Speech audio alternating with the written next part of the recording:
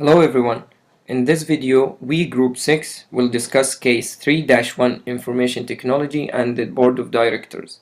This presentation will be divided into 5 parts, starting with Michael Kelly, the introduction, followed by the defensive modes, which Ahmed Basingab will discuss, and then Sahil Ghai will continue with the offensive modes, moving to Aaron Oxendine, a discussion of how to conduct IT oversight.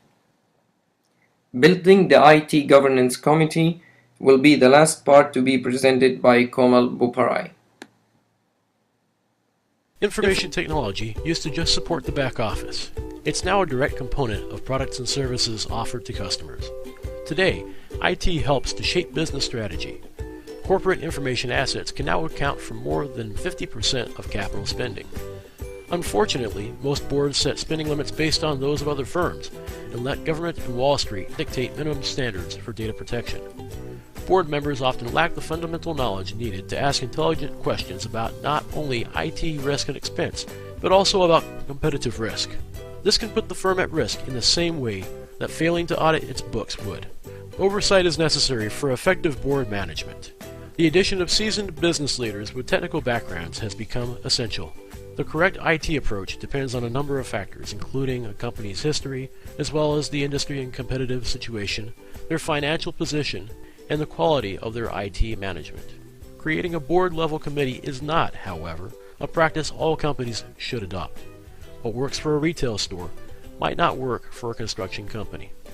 A board's involvement should be defined by how much the company relies on cost-effective, secure, and smoothly operating technology systems, or what we refer to as defensive IT, and by how much the company relies on IT for its competitive edge. The defensive mode is how much the company relies on cost-effective, uninterrupted, secure, and smoothly operating technology system. The defensive mode is all about operation and reliability. The most concern of organization using this mode is to keep their system up and running. One famously defensive firm is American Airlines, which developed the SABRE reservation system in late 1960. The defensive modes are support mode and factory mode. Firms in this mode have both relatively low need for reliability and low need for strategic IT.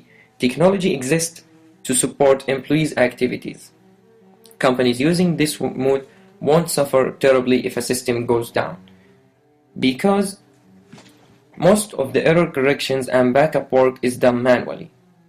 Some of the facts is customer and suppliers do not have access to the internal system, but audit committee can review IT operation.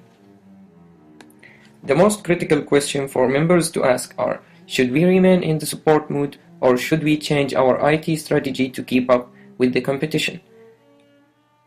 Another question, are we spending money wisely and not just chasing after new technology fads? Moving to the second mode of defensive modes, which is factory mode.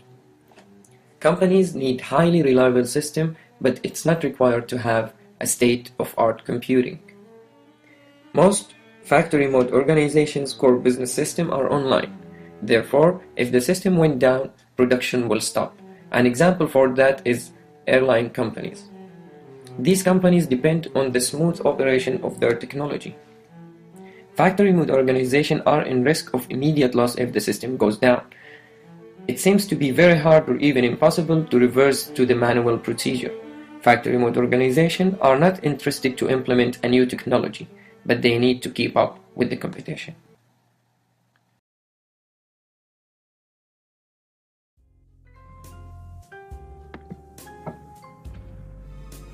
Turnaround mode. It is characterized by the business having a low strategic dependence on IT, which has strategic impact. Firms in turnaround mode expect a new system to change their businesses. New system promises major process optimization and service transformation as well as cost reduction. IT operations are featured by a great attention to efficiency, and they are mostly process driven. The IT operation focus is on the system with attention to the IT governance processes. Now it's strategic mode. It is featured by IT having strategic dependence and high strategic impact on the businesses. Firms in this modes require dependable systems and must exploit emerging technologies to hold their competitive positions. IT operations are seeking effectiveness and efficiency. IT operations focus is on managing business services from business point of view, as well as using a process-driven approach to manage the IT. This means IT governance and business service focus.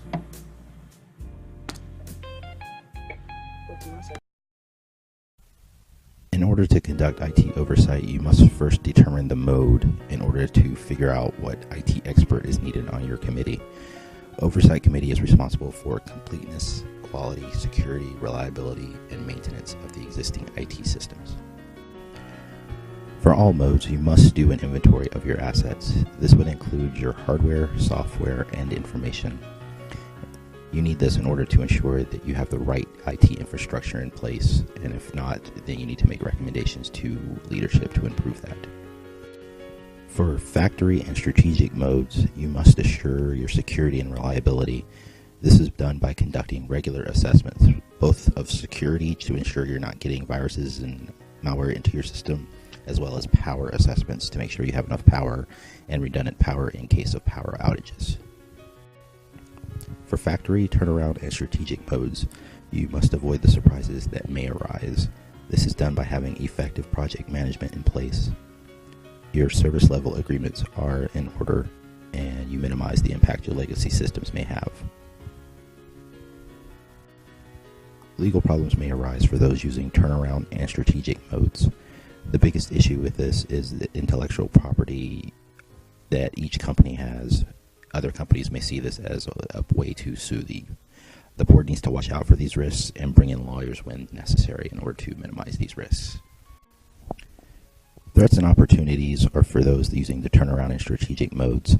The board must look out for IT-based competitive threats so they can make sure that these threats do not make their company go under. They also need to be looking out for IT-based opportunities where IT can come in to lower their costs and improve their services. What is IT governance? IT governance is defined as the decisions, rights, and accountability framework for encouraging desirable behavior in the use of IT. IT governance is seen as a framework that ensures that information technology decisions consider the business goals and objectives. Similar to ways in which corporate governance aids the firm in ensuring that key decisions are consistent with corporate vision, values, and strategy, IT governance ensures that IT-related decisions match company-wide objectives. Why IT governance? IT governance has primarily been driven by the need for the transparency of enterprise risk and the protection of shareholder value. The overall objective of IT governance is to understand the issues and the strategic importance of IT so that the firm can maintain its operations and implement strategies to enable the company to better compete now and in the future. Hence, IT governance aims at ensuring that expectations for IT are met and that IT risks are mitigated. IT governance exists within corporations to guide IT initiatives and to ensure that the performance of IT meets the following corporate objectives. Number 1, alignment of IT to support business operations and sustain advantages. Number 2, responsible use of IT resources.